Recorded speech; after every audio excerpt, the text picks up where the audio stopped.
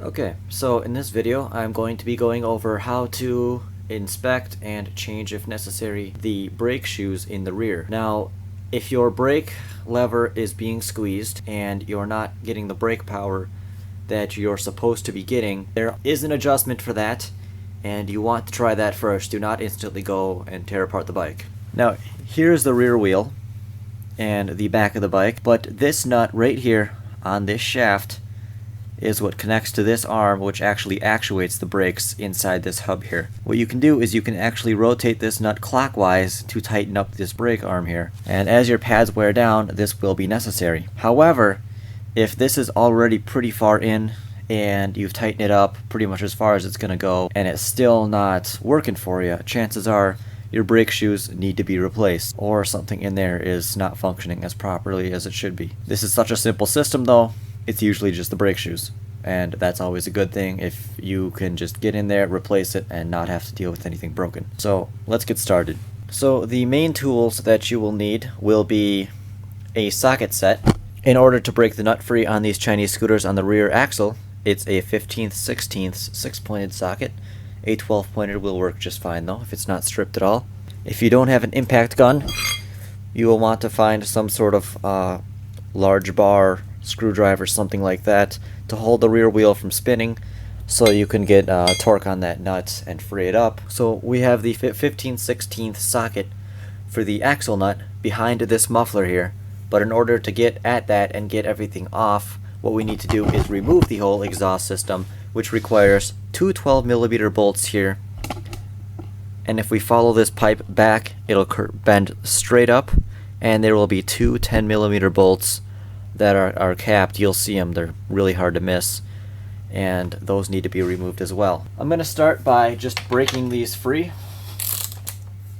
just a little bit, so we have a little bit of wiggle room to play around with, and then I'm going to come underneath and take these two bolts out completely. So what I have is a ratchet with a 4-inch extension and a 6-pointed deep well socket, because the nut on here, I will show you when I take it out, but it's a little bit longer. That way it can only be tightened down so far without the cap busting off, and you don't end up stripping the studs in there.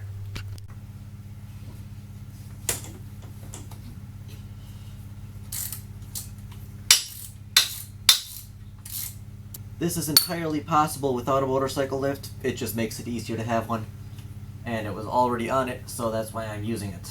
I'm taking this first one out here so I can show you guys exactly what the bolts look like and why we use the deep well socket. Alright, here's the first one. So they're a bit longer than normal bolts. A regular socket would probably fit on the end of this, but I like to get as much torque on it as possible to reduce the risk of damaging anything at all. It's a little far over on the motorcycle lift, so I'm using a universal joint to get at this second bolt here.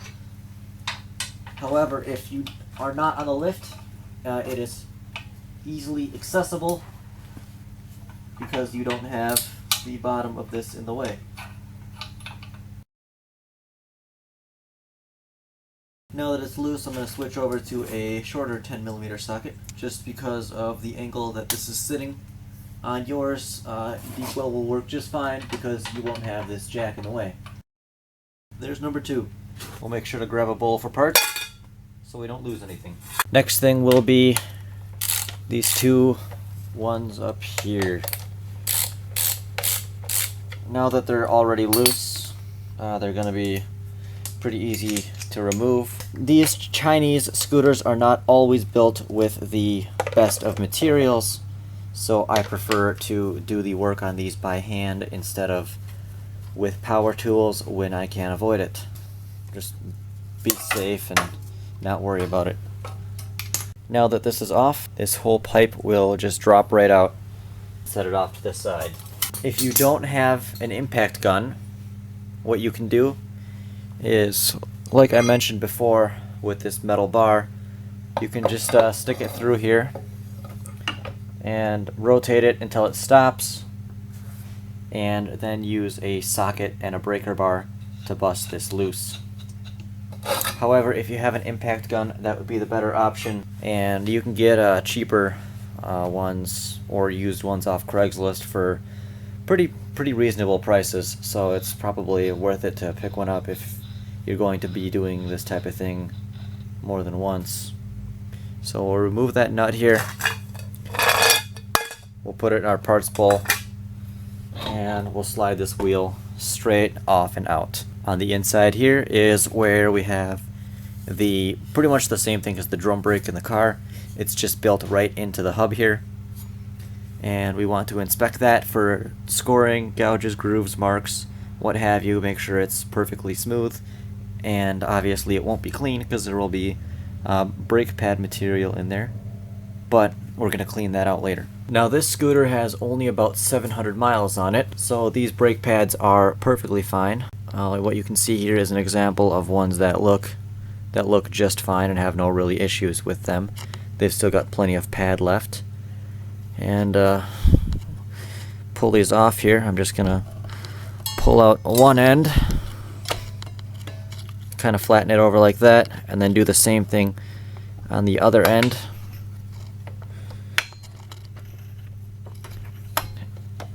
And they can just be worked out like that. So, like I said, these are examples of good pads where there's no really burn marks or gouges or anything else like that. They've still got plenty of material left. There's a little nick there, but it's not gonna eat away at anything. It's more, if there was a nick in the metal, that would be something that would be more concerning. But this is just gonna ride right over and continue smoothing itself out. The other one, same thing. It's perfectly decent. Gonna continue using these. There's a little nick right there, but of course these are cheap brake pads. The really cheap ones that come with the scooters, so no surprise in that. You also want to inspect these springs, make sure they're not broken or damaged, warped, or rusty or anything else like that. These ones are still pretty much brand new, so they still look good. We can see some of the brake material, and we will want to get that all cleaned off. Use your brake parts cleaners, carb cleaner, starting fluid, what have you. Get some paper towels in there and wipe it down. And as you spray it, it generally cleans itself out. Any crap in there will kind of wash to the bottom, and that's what you'll have to spray out. So now that all that crap is sitting at the bottom, I'm just going to take this paper towel here and clean out the crap that is sitting in the bottom. On these little scooters, it really doesn't matter which one goes forward. They're both 125s on here. So we'll just kind of put both springs on. So they're both sitting in the springs. Now you'll notice one has a rounded edge here and one has a flat edge here. The flat edge actually goes this way and onto this part, and the rounded edge goes onto the round piece here. So now all we do is we kind of spread them apart just like we took them off. May have to work it a little bit with the screwdriver or your fingers, but we'll put it right around those parts and just snap them right into place. That was a little far out, and there we go, just like that. So what actually happens here when you pull the brakes is this little arm rotates, and it pushes in between two of the shoes and kind of spreads them out. Now as I pull the brake, you'll see this move and you'll see this expand just a little bit. Just like that, that's all it takes, and that is how the rear brakes operate.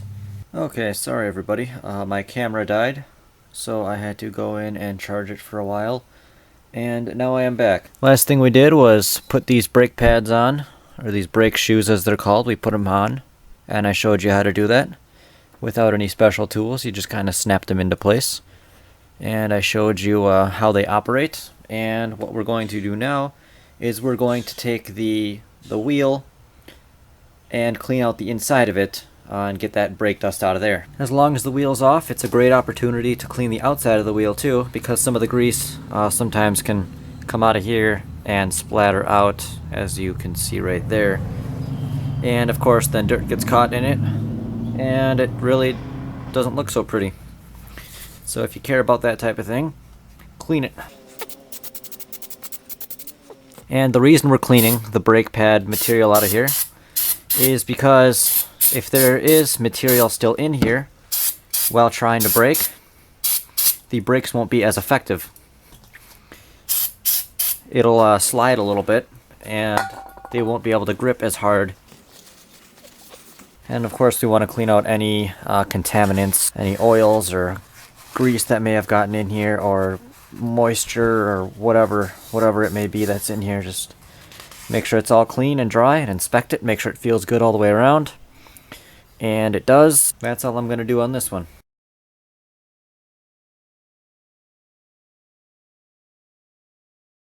There's that. Next thing we'll do is we will take this whole wheel and tire here and just simply thread it through here. Now you'll notice that there's teeth in here on the inside, and there's teeth on this spline on the outside, and you just have to rotate it around until it catches and you can put it on. Now make sure that it moves freely, and it's moving freely, so that is a good thing. We will grab this axle nut here, and it's actually always a good idea to put a little blue thread lock on here, not the red stuff, the blue stuff, just to ensure that this does not come loose at all. If you have an impact, you can lightly seat it. You don't want to overly tighten it because then you can damage bearings and stuff, but you can just lightly seat it until it doesn't jiggle.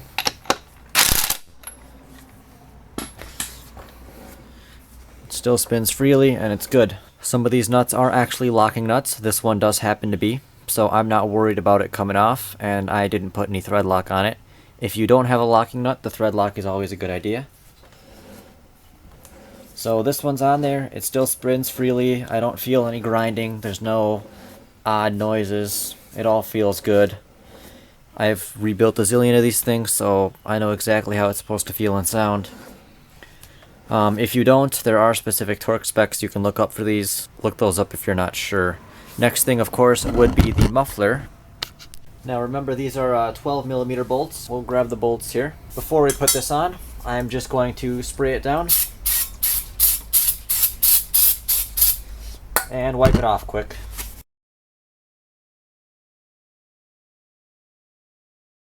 It's not totally polished or anything, so if you look closely you can still see exactly where the two bands were, and that'll help us line it up when we put them on. So these can be pretty difficult to start, especially since the bands here are kind of spring-loaded. But what we're going to want to do is start these before we put the exhaust bolts on the bottom. These are a little bit more difficult to do. Trying to do this out of the way of the camera where you guys can still see everything.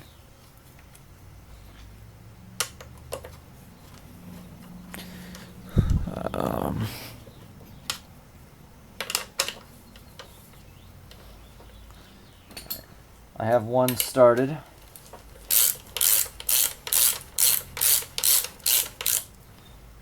Don't worry about getting these perfectly lined up right now. The important thing is just to get them on there and get them going.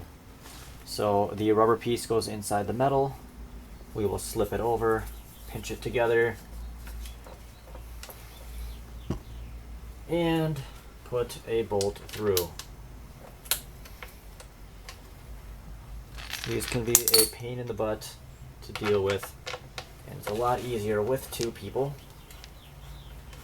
but is still very manageable alone. So now that I have a few threads started on those, I can work it and get it where it needs to be. You don't want to move these around too much, especially if they're pretty old, because these metal tabs have been known to snap off, and obviously that would not be a good thing. It sometimes does help to spray a little lubricant on here, which I think I'm going to do.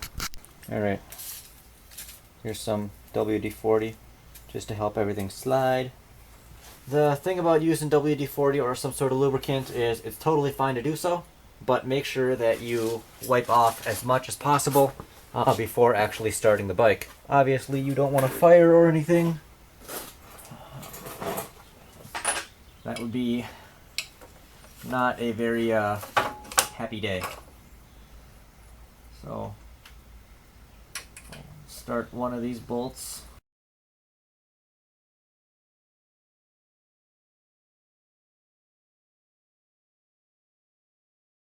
There's also a little gasket between the exhaust pipe and the engine, and you want to make sure that is still in there.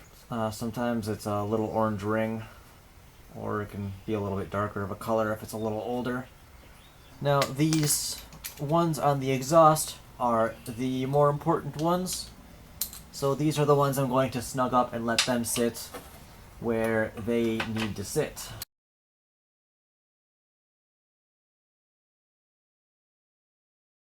If you're not familiar with these, use a torque wrench. It's very bad if you strip these out.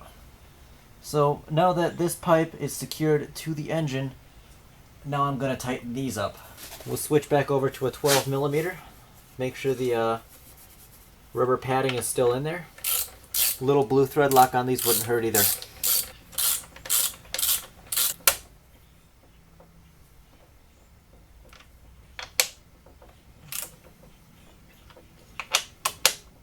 These are made of steel, so they're a little bit more durable. So these can be snugged up a little more, but still be careful not to strip them. And again, use a torque wrench if you're not absolutely sure what you're doing. Remember how I sprayed a little bit of lubricant on it a little bit ago? Now I'm just going to go and wipe off everything here. Get it as clean as possible, even on the back side. And if this smokes a little as it heats up the first time I run it, that's perfectly normal. That's okay. Don't freak out. Same thing as when you go through a puddle, it splashes up a little water on your exhaust. You get a little steam. That's just fine. It'll burn it off and you can just keep on going. As long as I'm down here, I'm just gonna wipe off all the stuff that's really visibly in reach here. It's always important to keep everything as clean as possible. So the very final thing you'd want to do is come back to this adjustment nut here. Grab the brake handle a few times, squeeze it. Make sure the pads are seated in there properly. And turn this out a little bit so it can spin freely. When nobody's pulling the handle, this should not be dragging at all on the brake shoes. You want about this much free play in your brake handle before it actually starts to grip. So now that the brakes are adjusted properly and now you can stop again, you're ready to go back out riding.